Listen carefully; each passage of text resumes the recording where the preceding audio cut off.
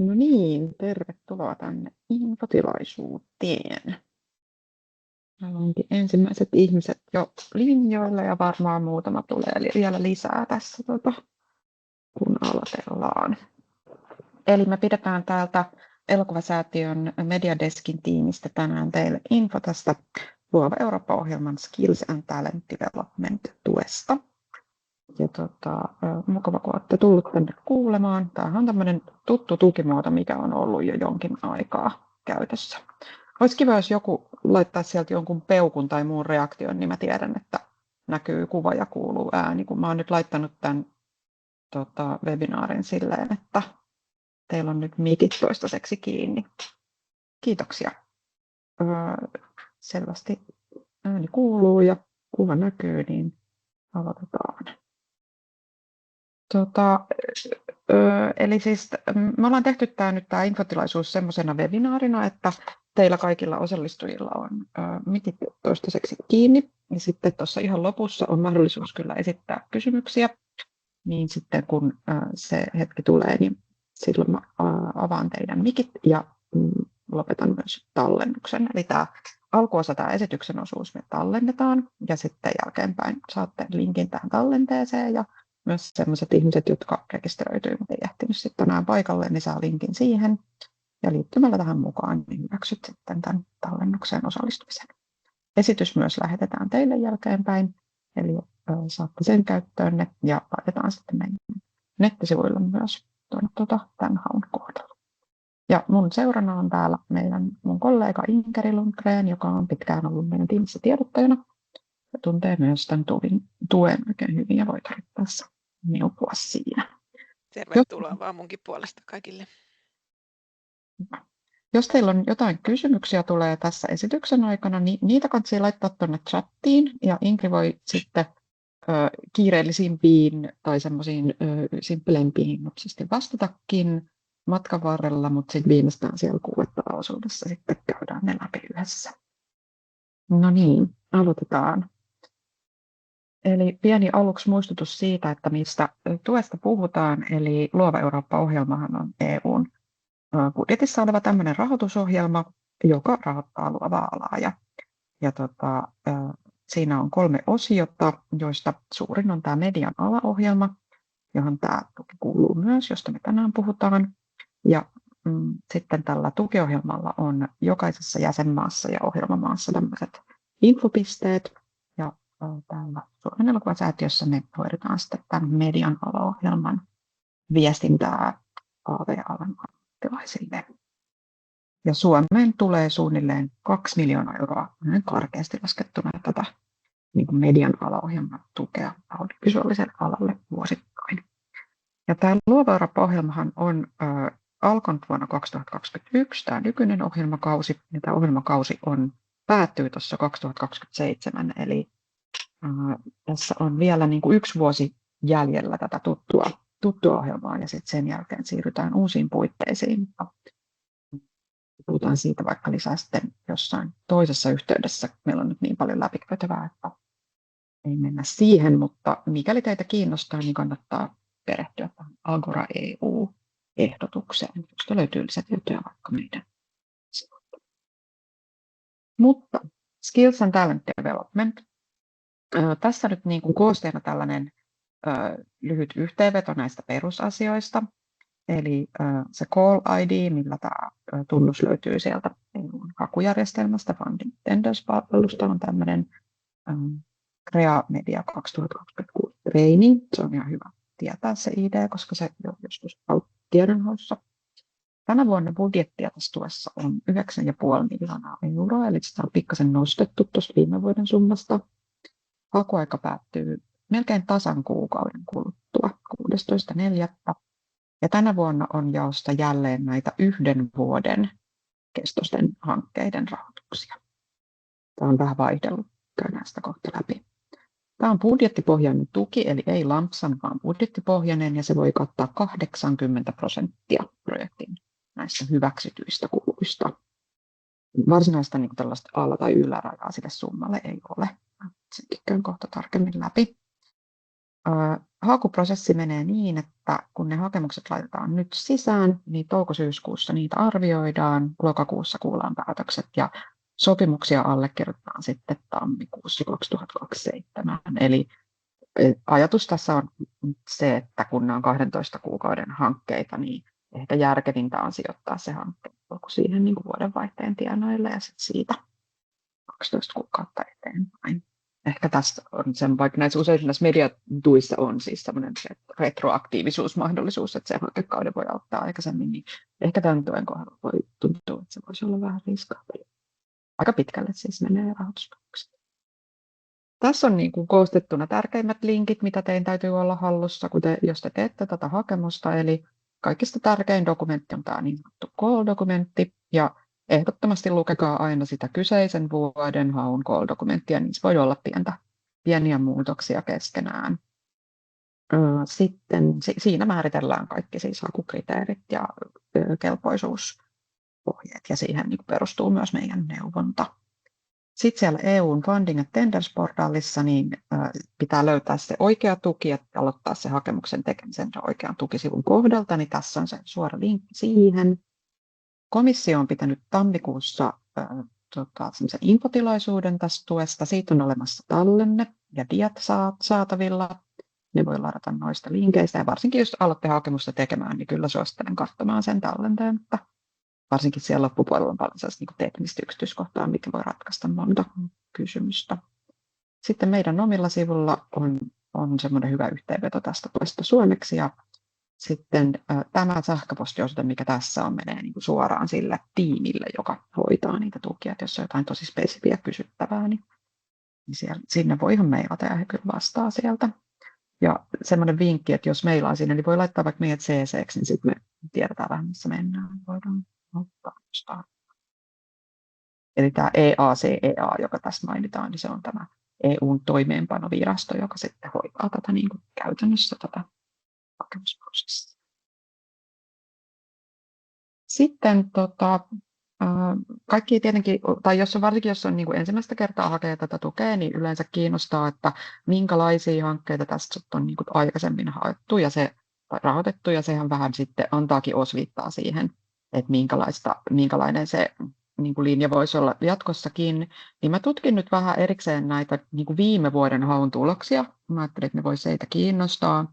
Eli viime vuonna, niin kuin tänä vuonnakin, jaettiin tukia näille 12 kuukautta kestäville hankkeille. Eli näitä vuoden projekteja. Ja hakemusten määrä on siis kaikissa Luova Eurooppa-hauissa vahvassa nousussa. Ja tähänkin tuli hakemuksia yhteensä 155, joista sitten pieni osa 11 ei ollutkaan hakukelpoisia, niin niitä ei sitten arvioitu. Mun mielestä oli aika mielenkiintoinen tieto, että vaan noin 1/3 näistä hakemuksista ylitti niin kuin tällaisen pisteissä tämmöisen hakukelpoisuuskynnyksen. Eli ollakseen niin kuin kelpoinen, niin se hakemuksen pitää saada yli 70 pistettä. Ja yleensä se rahoituksen pisteraja nousee sitten vielä korkeammalle kyllä, mutta tämä vaan kertoo niin kuin aika paljon, että täällä on aika paljon hakijoita, jotka sitten ehkä loppujen lopuksi niin kuin ei välttämättä olekaan ihan siinä haun, niin kuin, joko ei ole niin kuin ihan siinä haun skopessa, tai sitten se hakemus ei ole vaan tarpeeksi laadukas. Eli jos oma hakemus on hyvin skopessa, se on tosi laadukkaasti tehty, niin silloin niin kuin mahdollisuus erottautuu, koska pelkästään tuohon joukkoon pääseminen kyllä sit nostaa niitä mahdollisuuksia. Ja viime vuonna 25 hanketta rahoitettiin, eli läpimenoprosentti oli jopa 19,6, ja sehän on ihan ok niin kuin näissä rahoituksissa tai näissä hakukierroksissa. Sitten tietenkin kiinnostaa, että mikä semmoinen tyypillinen niin kuin tukisumma voisi olla. Niin koska tämä on budjettipohjainen tuki, eli se tarkoittaa sitä, että hakija määrittelee itse, että minun budjettini on suunnilleen näin paljon, ja siitä EU sitten rahoittaa sen 80%, niin sen takia tämä vaihtelee todella paljon tämä tukisumman määrä. Eli mä katsoin siitä niistä viime vuoden tuloksista, että se vaihteluväli on jopa niin iso, että pienin myönnetty oli 75 500 euroa ja suurin yli 500 000, eli 550 000. Ja keskiarvo oli sitten siinä 293 000 tienoilla, ja sekään ei niinku kerrokaan hyvin, koska se hajonta on ihan valtava iso. Mutta tietty tämä niin kuin kannustaa silleen, että jos on niin kuin tosi hyvä hanke, niin se, että vaikka se on vähän niin kuin pienimuotoisempi, niin se ei niin kuin mitenkään tee siitä niin kuin, jotenkin, että jos budjetti olisi vähän pienempi, niin että jokaisen hankkeen ei tarvitse olla tällainen miljoonahanke. Näin, ja sitten useimmissa näissä viime vuonna rahoitetuissa hankkeissa oli niin kuin vain yksi hakija, eli vain niin kuin yhden hakijan muodostama niin kuin taho haki sen rahoituksen. Mutta sitten oli kyllä myös konsortioissa, että kaikista suurin oli tämmöinen jopa 6 niin kuin tahon muodostama yhteistyö. Ja siinä tietenkin oli sit mukana myös useampia maita. Tästä joskus on keskusteltu hakijoiden kanssa siitä, että tässä tuessahan on sellaisia kriteereitä, jotka liittyy siihen, että niiden koulutuksen osallistujien pitää olla niin kuin sen hakijamaan ulkopuolelta. Niin se on ehkä syy monelle hakijalle hakea vain yhden organisaation kautta, jotta se konsortio ei laajenna sitten sitä pohjaa, että mistä ne ei ole kelpoisia ne osallistujat, mutta kyllä nyt selkeästi niin kuin tällaisella laajallakin konsortiolla on haettu ja menty läpi, ja myös tavallaan sehän sitten tukee sitä koulutuksen kansainvälistymisen mahdollisuuksia myös. Joo, valitettavasti sitä viime vuoden pisterajaa mä en osaa sanoa, sitä meiltä ei löytynyt, se on periaatteessa semmoista tietoa, mikä ei olekaan julkista, mutta mä voin niin kuin sen ainakin sanoa, että toi 70 pistettä on tosiaan vaan semmoinen niin kuin hakukelpoisuusraja, että aika tyypillisesti se pisteraja niin kuin sijoittuu näissä Luova Eurooppa-hakuissa jonnekin 80 ja jopa 90 niin kuin välillä.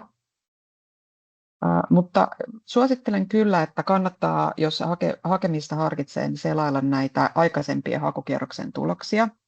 Eli tässä on ollut vähän semmoista vaihtelua tässä tuessa niin kuin tämän ohjelmakauden aikana. Eli tuossa vuonna 2021 on ollut jaossa tämmöiset yksivuotiset rahoitukset, ja sitten 2022 on jaettu tällaisia jopa 3-vuotisia, mikä on sitten mahdollistanut niin kuin vähän pidempiä suunnittelujaksoja, mutta nyt on sitten taas siirrytty tukemaan näitä yksivuotisia hankkeita, että ehkä sen takia niistä löytyy sit niistä yksivuotisista parhaat vertailukohdat.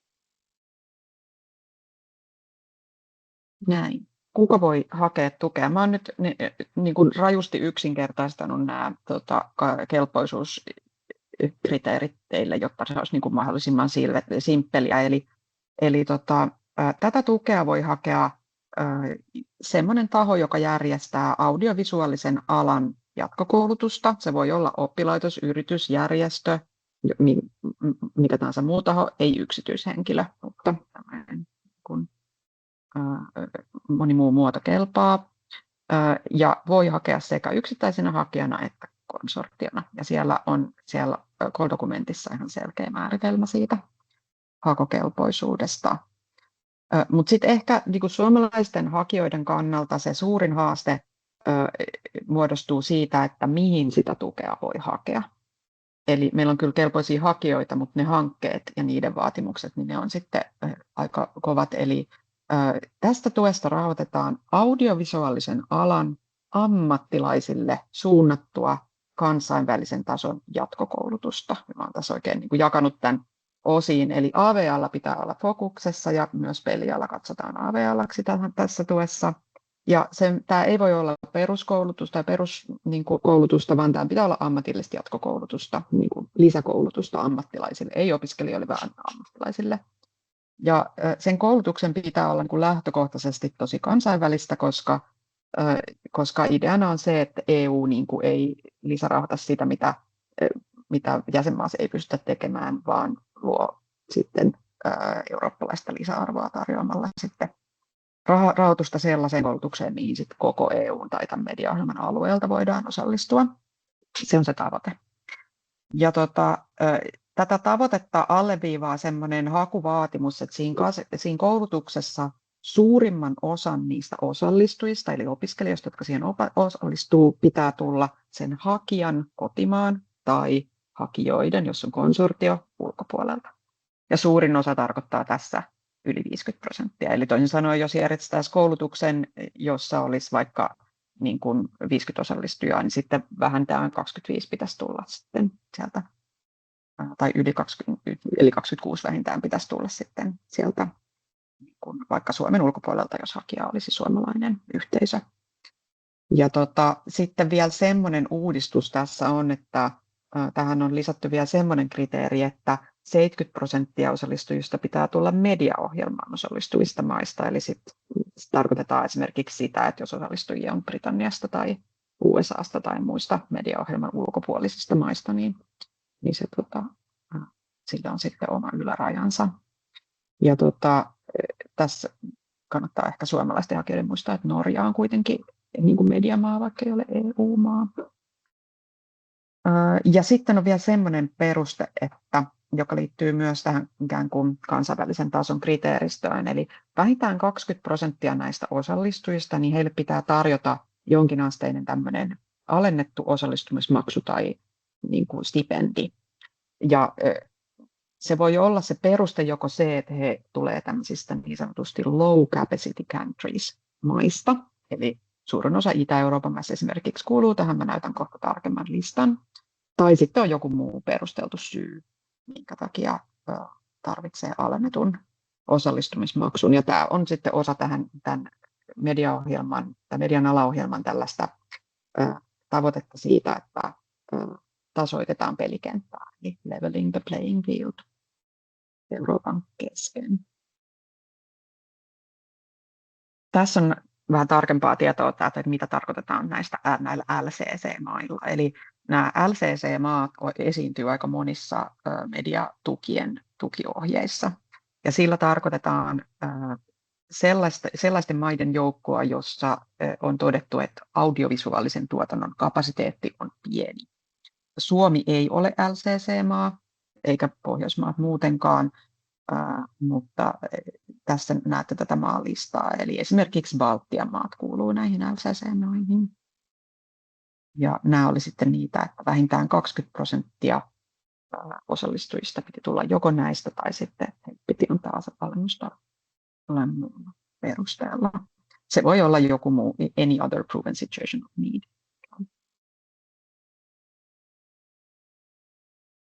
Noin. On ihan hyvä idea tutkia näiden tuen tavoitteita, kun miettii sitä hakemuksen tekemistä, koska on tosi tärkeää, että se oma hanke niin kuin vastaa niiden tuen tavoitteisiin, jotta se rahoituksen saaminen mahdollisuus olisi niin kuin mahdollisimman todennäköistä. Eli sieltä call-dokumentista lukee aina jokaisen näistä tuen kohdalla tämmöinen ihan auki kirjoitettu selvitys siitä, että mitä se rahoittaja tällä tuella hakee ja haluaa tukea. Ja tämähän tarkoittaa myös sitä, että jos joku asia menee näiden tavoitteiden ulkopuolelle, niin sit se ei ole tuettavissa. Eli jos suunnitelmana olisi tehdä joku koulutus, mille ei niin kuin löydy mitään yhtymäkohtaa näihin, niin sitten ei kannata tätä tukea hakea. Mutta tässä tuessa näitä niin kuin, painotusalueita on erityisesti tällaiset niin kuin, luovien prosessien uudistuminen ja markkinan ja arvoketjun kehittyminen ja digitalisaatio. Aika laajasti kuitenkin eri aiheita, joita voi käsitellä. Tässä vielä tästä tarkempi kuvaus löytyy sitten siellä hakudokumentista sellaisesta kohdasta kuin Activities that can be funded, jossa ihan määritellään se, että mitä voidaan tukea. Ja tässä niin kuin, ehkä sellaisena avainsanana ja yleisperiaatteena voidaan, tai että mikä vahviten näissä näkyy, on semmoinen niin kuin sopeutuminen alan kehitykseen. Että EU:ssa nähdään, että tämä luova ala ja AV-ala on tosi dramaattisessakin muutoksessa, ja Euroopassa on sitten haasteita siihen sopeutumiseen, eli kaikki semmoiset hankkeet, jotka tätä tavoitetta toteuttaa, niin sopii tähän oikein hyvin. Yksi esimerkki voisi olla vaikka niin kuin generatiivinen tekoäly, tai sitten tämmöiset arvoketjujen muutokset, niin kuin vaikka julkaisuikkunoiden muuttuminen. Joo, eli näiden hankkeiden aiheet voi olla esimerkiksi tämmöisiä uusien luovien prosessien tukeminen, eli esimerkiksi kovasti arvostetaan tällaista niin kuin eri alojen osaamisen yhdistämistä. Sitten ne voi liittyä digitaaliseen siirtymään, eli niissä voidaan hyödyntää erilaisia uusia digitaalisia työkaluja ja prosesseja, datan analytiikkaa, datan hallintaa. Ja sitten mainitaan nämä markkinoiden trendien sopeutumiset, uudet liiketoimintamallit ja nämä IP ja tekijäoikeuden hyödyntämiset, niin se on myös sellainen teema, mistä aika paljon on tällä hetkellä puhutaan ja mikä kiinnostaa. Videopelit on niin kuin yhtenä isona laajana kategorianaan siihen liittyviä videopeleihin liittyviä koulutuksia on tuettu. Ja sitten on vielä lisäksi tämä AV-alan vihreä siirtymä, joka on niin kuin koko ohjelmassa semmoinen läpileikkaava teema. Eli siihen liittyviä koulutuksia voidaan myös tukea. Mä teinkin tällaiselle niin kuin hakijoille tämmöisen tavallaan kysymyksiä, mitä voisi niin kuin miettiä siitä omasta koulutushankkeesta ihan niin kuin etukäteen ennen kuin lähtee edes sitä hakemusta kirjoittamaan. Niin kuin, että jos näihin itselleen vastaa ja näitä pohtii, niin saa aika hyviä aineksia siihen hakemukseen ja syntyy jo aika monta vastausta siis näidenkin kautta. Eli ihan ensiarvoisen tärkeää on miettiä sitä, että mikä tämän tuen tavoitteista on se, mihin se teidän suunnittelema koulutus vastaa. Missä se on se yhtymäkohta ja pystyttekö te löytää sieltä ihan siitä hakudokumentin ikään kuin poliisikielestä sen niin kuin aivan selkeän linkin. Jos se on niin kuin kirkas, niin sitten tuen hakeminen on hyvä idea. Sitten sellaista kanssa miettiä, että mikä on niin kuin se osaamisvaje meidän alalla, jota tämä koulutus paikkaa. Nämä osaamisvajeet eli skill gapit on semmoinen vähän trenditermi tuolla komissiossa nyt, eli halutaan ensin tunnistaa osaamisvajeita ja sitten paikata niitä, niin jos teidän koulutus nimenomaan vastaa tällaiseen ajatukseen, niin se on hyvä juttu. Sitten uutena tähän koulutukseen ollaan tuomassa nyt vähän semmoista vertailua koulutuksen järjestäjien kesken, eli teidän kannattaa niin kuin ihan ottaa aktiivisesti selvää, että onko tällaista vastaavaa muuta koulutusta tarjolla ihan koko Euroopan tasolla, vai onko teidän koulutus todella ihan täysin uniikki, että sellaista ei ole tarjolla muualla. Tämä on kilpailtu tuki ja tämä on siksi tärkeä elementti tässä, varsinkin kun tavoitteena on tarjota niin kuin koko Euroopan alueelle koulutushankkeita. Ja sitten lisäksi se, että miten tämä suunniteltu koulutus erottuu muusta koulutustarjonnasta, mitä tähän aiheeseen liittyen meidän alalla on. Ei pelkästään Suomen, ei pelkästään Pohjoismaiden, vaan ihan koko niin kuin Euroopan alueella. Ja näihin, jos pystyy jo vastaamaan, niin siitä pääsee jo aika pitkälle siinä hakemuksen kirjoittamisprosessissa tai ajatustyössä siihen liittyen. Katsotaan vähän tarkemmin näitä pisteytyskriteerejä. Mä oon koittanut nostaa näistä esiin sellaisia asioita, joita erityisesti niin kuin kannattaa miettiä, kun hakemusta kirjoittaa. Eli nämä hakemuksethan pisteytetään käytännössä sen B-lomakkeen, niin sanotun B-lomakkeen kautta. Ja ihan konkreettisesti se, miten hyvin te näitä kriteereitä pystytte siellä B-lomakkeen teksteissä niin kuin tuomaan esiin ja näihin vastaamaan, niin se on se, mistä ne pisteet kertyy. Ja tähän relevanssikohtaan, mikä on iso osuus näistä pisteistä, niin tänne viime vuonna ilmestyi tämä skill gaps-sana, niin kuin äsken mainittiin, tämmöinen buzzword. Se on ehdottomasti semmoinen, mitä kannattaa pitää mielessä. Ja nimenomaan myös se, että pystyisi perustelemaan sen, että tässä on se selkeä tarve täältä meidän alalta ja tässä on se, että näin se minun koulutukseni siihen vastaa. Ja sitten tänne on tullut uutena tällainen added value compared to other trainings. Eli tällä tarkoitetaan just sitä, että nyt vähän niin kuin enemmän kuin ennen niin pyydetään, niin kuin oletetaan, että hakija on tietoinen siitä, mitä muuta koulutustarjontaa on tarjolla ja osaa perustella, että näin tämä erottuu ja tämä on siksi tärkeää järjestää, koska tällaista ei vielä ole. Se on tärkeää huomata. Sitten seuraava osuus on tämä quality. Tämä tarkoittaa sitten ihan sitä sisältöosuutta. Muuten tutut kriteerit aikaisemmastakin. Normaalisti tietenkin täytyy kuvata se metodologia ja formaatti, millä se koulutus toteutetaan. Aika itsestään selviä kriteerejä, mutta sitten uutena tähän on tullut tämmöinen vaatimus siitä, että hakijan pitää pystyä entistä paremmin perustelemaan kustannustehokkuutta.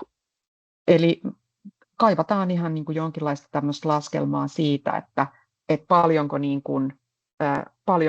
niin kuin koulutus maksaa per osallistuja ja miten taataan, että se niin kuin toteutetaan mahdollisimman kustannustehokkaasti. Ja lisäksi toivotaan rahoitussuunnitelmaa, eli miten se omavastuuosuus rahoitetaan, se 20%, mikä siitä tuesta jää, mitä niin kuin tulovirtoja sillä järjestäjällä on, ja minkälaisia jopa suunnitelmia sit niin kuin jatkossa on sille koulutuksen rahoituspohjalle ja niin kuin jatkuvuudella rahoituksen kannalta, jopa ehkä skaalaamiseen.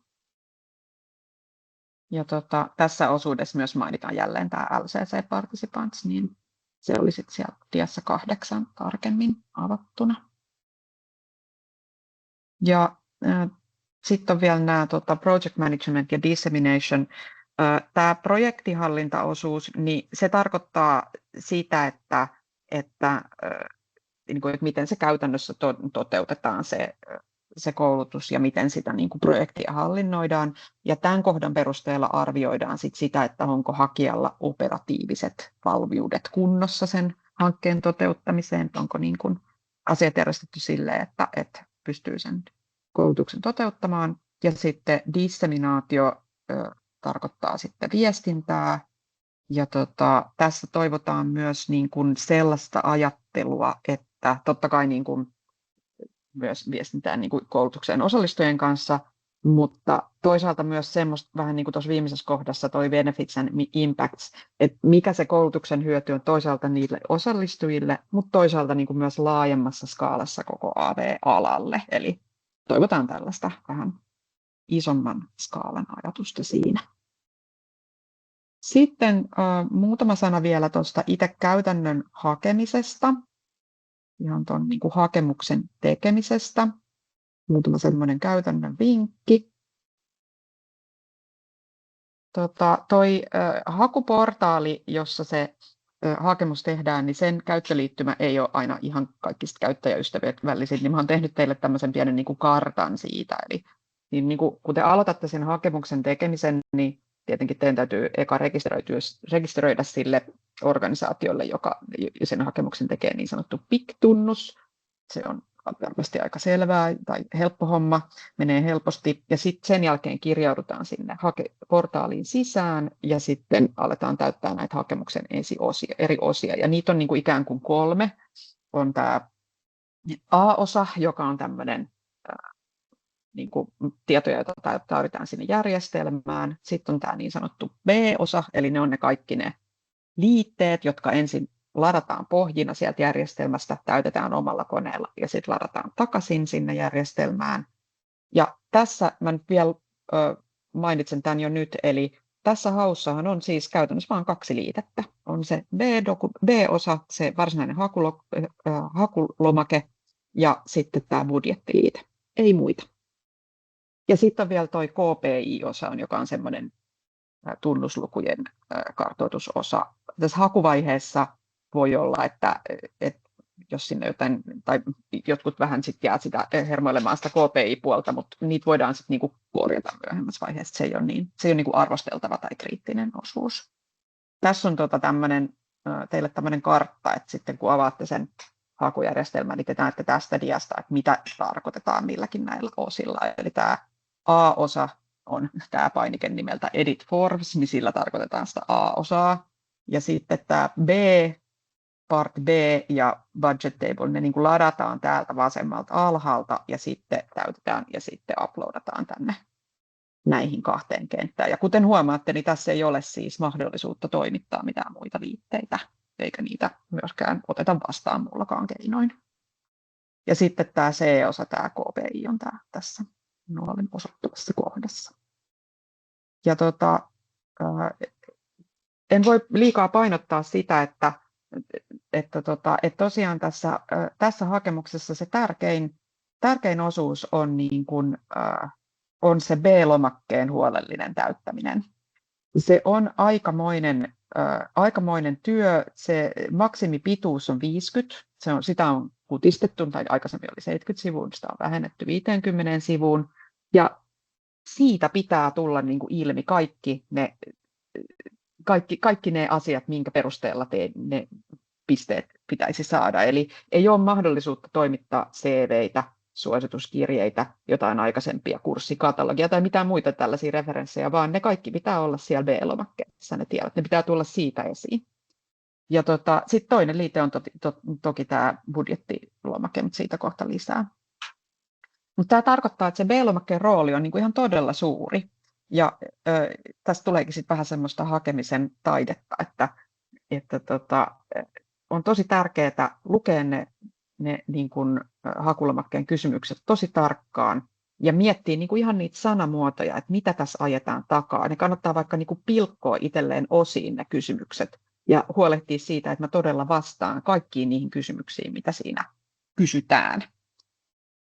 Ja lukee myös tarkkaan ne arviointikriteerit ja miettiä sitä, että miten mä sisällytän tässä mun omasta hankkeesta ne asiat, joita tässä haetaan tähän niin kuin vastaukseen, jotta ne varmasti tulee. Usein on esimerkiksi asioita, jotka on itselle ikään kuin itsestään selviä, mutta ne pitää myös kirjoittaa auki sinne hakulomakkeeseen, jotta se arvostelija ne näkee.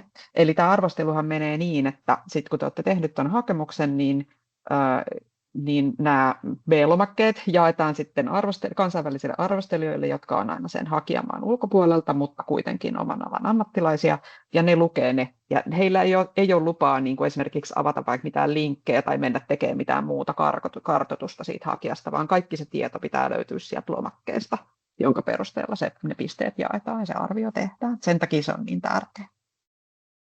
Ja jos ette ole aikaisemmin tätä kyseistä lomaketta nähneet tai siihen tutustuneet, niin tässä on tämmöinen pieni vielä niin kuin, lyhyt oppimäärä siitä. Eli kun te lataatte sen sieltä hakujärjestelmästä, niin se tulee sieltä RTF-formaatissa.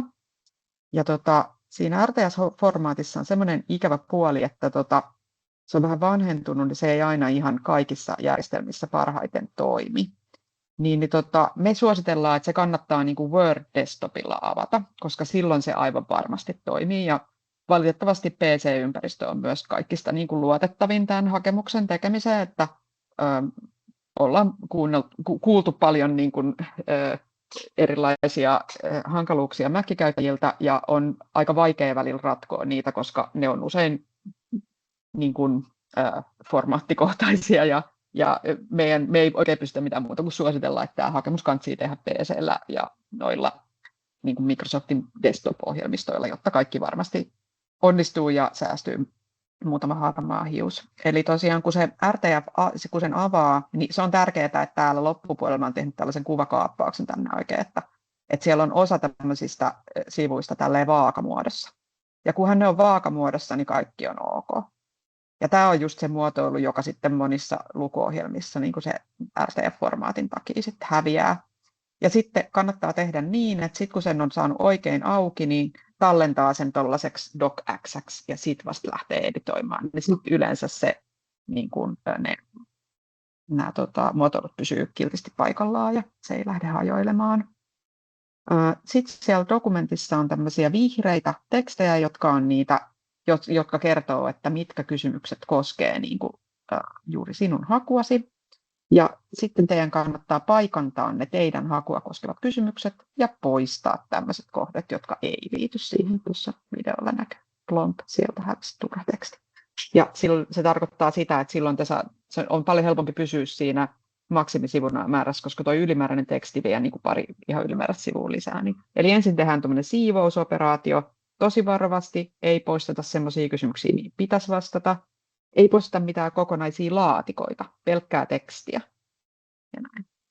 Ja sitten päästään lopulta sen muotoiseen lomakkeeseen, että sitä on helpompi editoida ja myös helpompi lukea.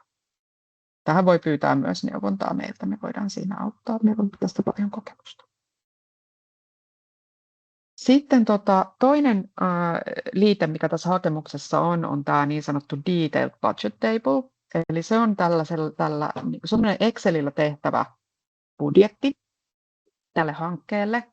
Ja mä suosittelen, että ennen kuin te lähdette sitä täyttämään, niin kattokaa tämmöinen tallenne tämmöisestä meidän hakemustyöpajasta, joka me pidettiin alkuvuodesta. Tämä sama dokumentti on käytössä parissa muussakin haussa ja siellä mainitaan semmoiset haut, videopelihaku ja semmoinen elokuvapuolen haku, mutta se on tämä aivan sama lomake, Ja tässä videossa saatte aika hyvät sellaiset perusohjeet siitä, että miten se täytetään, miten se toimii. Se on tämmöinen makroja sisältävä lomake, joka pitää täyttää tai avata nimenomaan Wordin Excelin desktop-versioilla, jotta se toimii.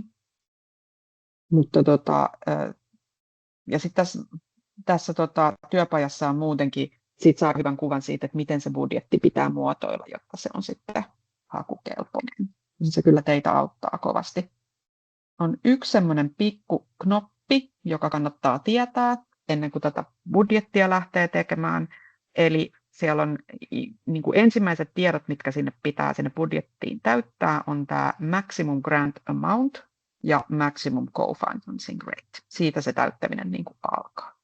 Niin tässä Skill and Talent Development tuessa on semmoinen piirre, että toista näistä ei täytetäkään. Eli tämä on tämmöinen poikkeus. Eli koska sille tukisummalle ei ole euromääräistä ylärajaa, niin tämä kohta jätetään tyhjäksi. Ja sinne laitetaan vain tämä maximum co-financing rate 80%. Se mainitaan lyhyesti siinä tallenteella, mutta vain lyhyesti, koska se keskittää niissä muissa tuissa se hyvä raja on. Mutta ei hätää, vaikka tämä voi kuulostaa monimutkaiselta, niin Mediadeskin tiimi on täällä valmiina teitä neuvomaan. Meillä on käytössä tämmöinen sähköinen ajanvarauskalenteri, johon me laitetaan, tai josta on mahdollista varata meille Teams-tapaamisia. Me ollaan pidetty myös semmoisia hakemuksien läpikäyntisessioita, niin kuin noissa muissa tuissa, joissa on aika paljon hakijoita, niin meillä on ollut jopa semmoiset niin kuin tietyt viikot, milloin me luetaan niin kuin kunkin haun lomakkeita, mutta mä en ole nyt tälle haulle erikseen sellaista laittanut, mutta mä voin sen kyllä sille perustaa, jos kiinnostusta on, tai sitten me voidaan tehdä niin, että voitte varata sieltä sinne mun neuvonta-ajan, ja sitten me voidaan sitä varausta sitten vaikka muokata sen silleen, että siihen mahtuu se hakemuksen läpikäynti. Eli ne läpikäynnit on tehty niin, että ensin varaatte sen ajan sieltä meille, sitten pari päivää ennen toimitatte meille sen hakemuksen PDF-nä tai dokkina. Ja sitten meillä on niin kuin Teams-palveri, me luetaan se täällä, laitetaan siihen kommentit, ja sitten Teamsissa käydään yhdessä läpi ihan kommentti kommentilta, ja siinä on mahdollista sitten kaikkea niitä pieniä yksityiskohtia säätää, että tuohon kohtaan kuuluu laittaa niin, tai tässä tarkoitetaan noin, niin se on itse asiassa mun mielestä niin kuin jopa helpointa tehdä niin kuin Teamsissa etätapaamisena. Mutta toki, mikäli teitä kiinnostaa tulla meitä tänne sessiin tapaamaan, niin sekin toki onnistuu. Joo. Sitten nyt olisi mahdollista kysyä kysymyksiä. Tässä vaiheessa mä sanon kiitos kaikille, jotka on katsonut tätä esitystä tallenteena, ja katkaisen tämän tallenneen, ja sitten mä avaan teidän mahdollisuuden avata kamerat ja mikit, jotta voit kysyä kysymyksiä.